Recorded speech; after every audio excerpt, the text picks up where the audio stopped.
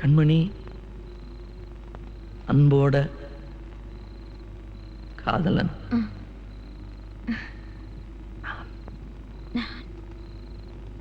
நான்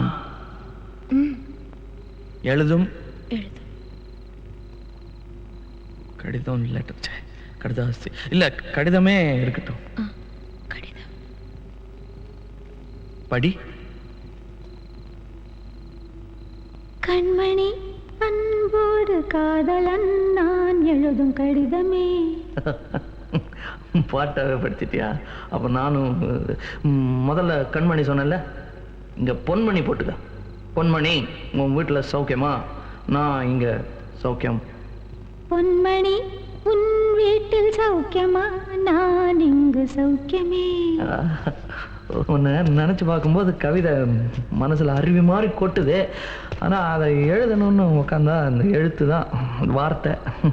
உன்னை எண்ணி பார்க்கையில் கவிதை கொட்டுது, அதான்.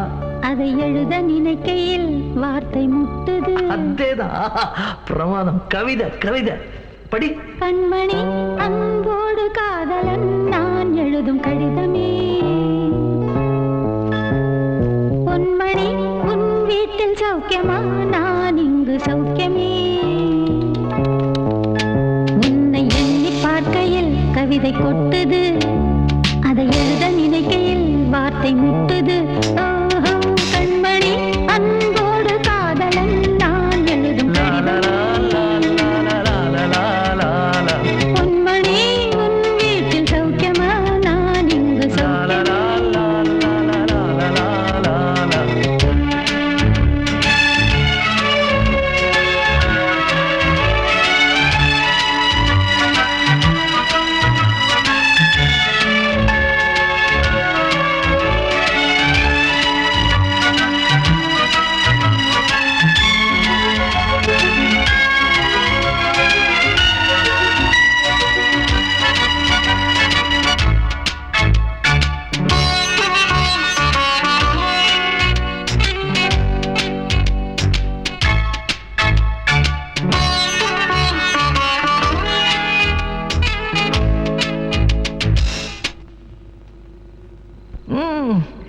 எனக்கு உண்டான காயம் அது தன்னால ஆறிடும்.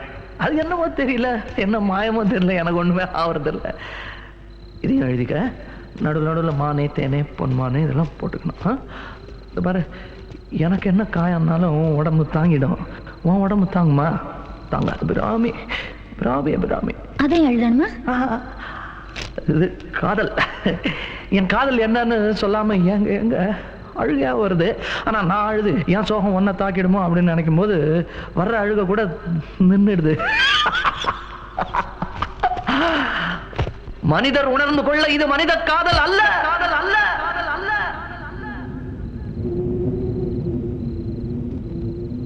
அதையும் தாண்டி புனிதமானது, புனிதமானது, புனிதமானது.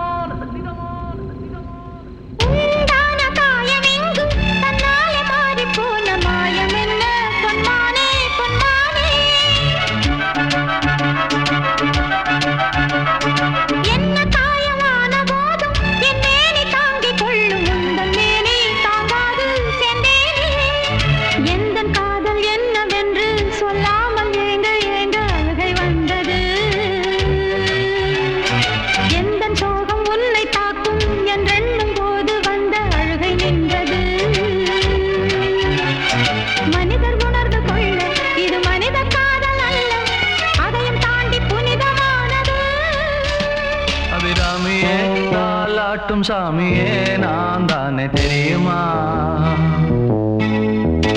சிவகாமியே, சிவனில் நீயும் பாதியே, அதுவும் உனக்கு புரியுமா? சுபலாலி லாலியே, லாலி லாலியே, அபிராமி லாலியே, லாலி லாலியே, அபிராமியே, தாலாட்டும் சாமியே நான் தானே தெரியுமா?